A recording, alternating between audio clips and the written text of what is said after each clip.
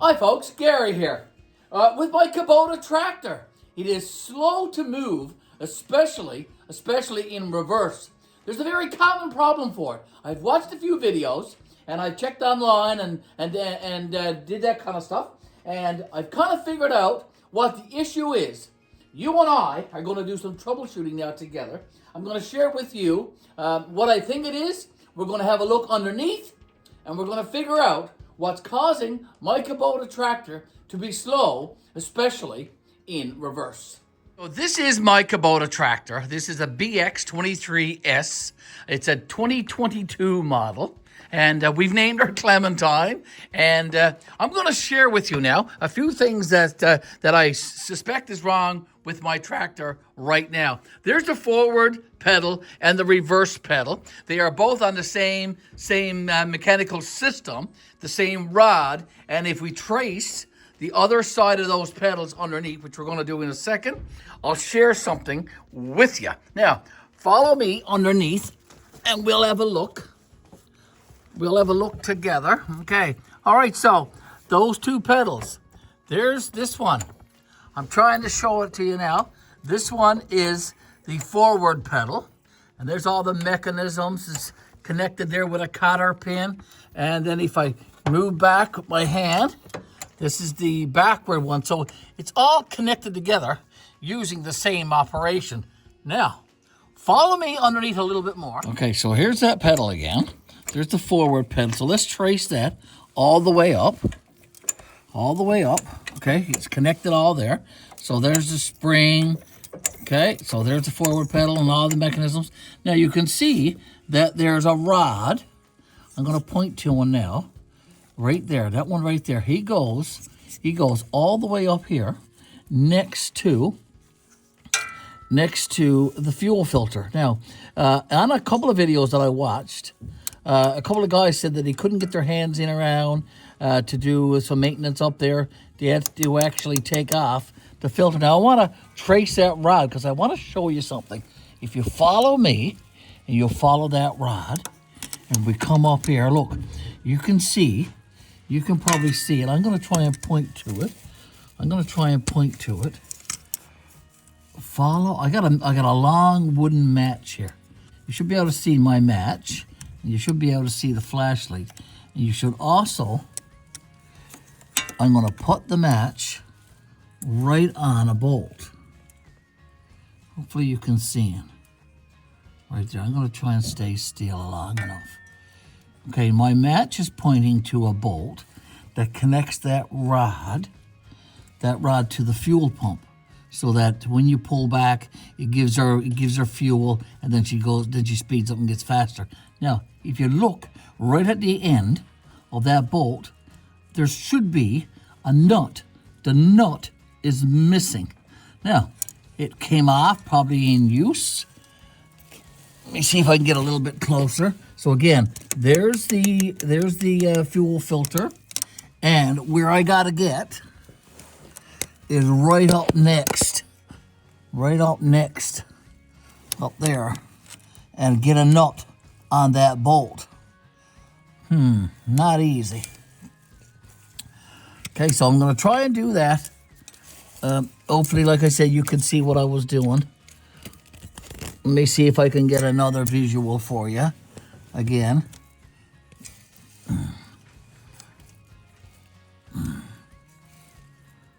I'm trying to see it. Get it. Okay, so you can follow the match and see the bolt at the same time. Okay, so there's the bolt, and that's the end of the arm.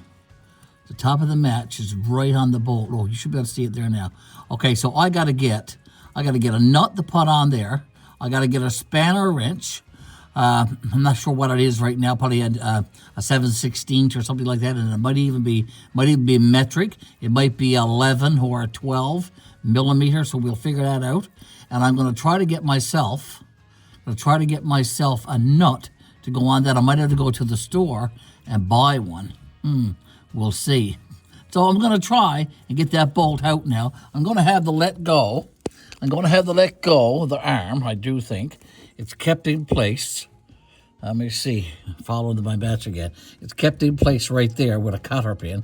So I should be able to take out that cotter pin, let go that bolt, let go that rod, and then take the rod out and see what kind of nut I need to go on the bolt.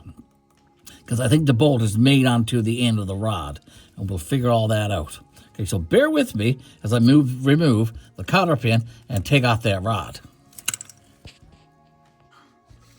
Okay, there's the cotter pin. I got it untwisted, and it's just a matter now of folding it out. Okay, so there you go. So there's the cotter pin. It's only just like a piece of wire, not much bigger than the wire used as a staple. So anyway, I got that out.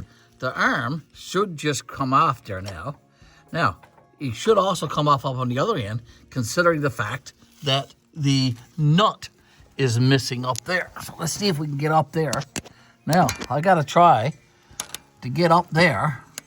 And I don't know if I'm showing it to you or not. I got to get up there with my hands and try to get that rod off. So let's see if I can do that. Up behind. It's up and in behind that fuel filter there. Now, it may not come out.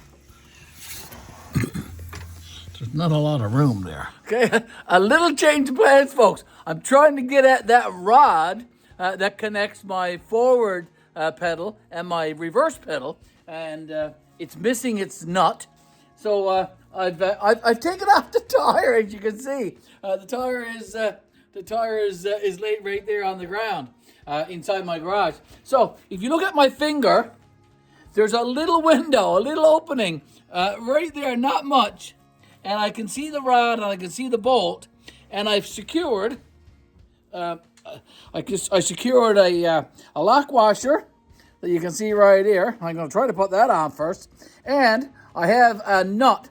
I hope it's a metric nut because it needs to be a metric nut because the old Imperial won't work because it's too fine. It's too fine of a thread on that bolt, and my nut does look a bit coarse. Now, if it is too big or too sloppy, then I'm going to have to go and find myself another nut. So I'm going to try to get that nut and bolt on in there. Let me see if I can zoom in and show you exactly where it's to. So I jacked up the Kubota tractor just enough to get the tire off, and I used my impact wrench right there and took off the 5 lugs. So that's off. And the tractor is up, and it's all secured with one of the arms there. So where my flashlight is to, you can see the flashlight shining right in there, right about there. Let me see if I can go down underneath. Yeah, if you're having this trouble, this is the kind of stuff, folks, that you might have to do, or take it to a mechanic, of course, and that'll cost you a few dollars. But anyway, there's the bolt. I'm pointing to it now with that match. And like I said, it's missing its nut. So I'm going to put on a lock washer first and then a nut. And hopefully, those two things together, the lock washer and the nut, will secure that. Now I got to get a box wrench to try to get the nut on. So we'll see how that goes. Now, so let's see if I can get that nut in there. So I'm back here again, folks, back next to the filter, and everything I've read and everything I've watched on YouTube and elsewhere has told me I had to remove the filter in order to get up there in that little hole up there in order to put a nut on that lever right here that I'm pointing to right here that I removed the cotter pin from. Now, there is a little metal plate on a little metal housing. You can see it, it's kind of flopped down there now. There's 2 bolts over on that side that keeps it on, and 2 here. I'm down to the very last bolt to keep this little metal plate on, and hopefully you can see it there in the camera. I'm trying to do my best. I have a wrench on it now, and I have a pair of vice grips, on. I'm going to take out that little piece of housing that protects the engine there and the transmission, and then hopefully it'll give me a little bit more space in this little section right here without the piece of housing in the way, so I can get my hands up there, get my fingers up there, and put a nut on that lever. So let's see what happens. Okay, so I got the nut off. I'll lay that down there with the vice grips. Okay, now the bolt is just hanging there now, and so is that little bracket. So now if I can get that bolt out, that's right there in the corner, I should be able to just get it out with my hands. There's nothing keeping it in there. Okay, look at that. He's about to pop out there now. Okay, here we go. There's the bolt out, and there's the bracket down. Right, so let's do a little bit of sizing up now. So I've got that bracket off. That gives me a little bit more space, a little bit more room to get in here. Now, it's starting to get late. I'll come back at this again tomorrow, and hopefully, I'll be able to get a nut on that lever. That's the housing, folks, that was underneath the transmission there, protecting the transmission and the fuel filter in that particular area. It was on with a few bolts. I removed those, so there's the 4 bolts and the 4 nuts. Okay, so I've got that taken off. So tomorrow I'm gonna see if I can get a nut on the throttle arm again. So there's the pad. There's the 2 pads right there, the forward and the reverse, and hopefully I won't have to take off that filter. If I do, I do have a filter wrench right there that I can use to wrap around the filter, and then use a ratchet to try to get that filter off. So I'm going to leave all that there for today. Come back again tomorrow and finish up this job.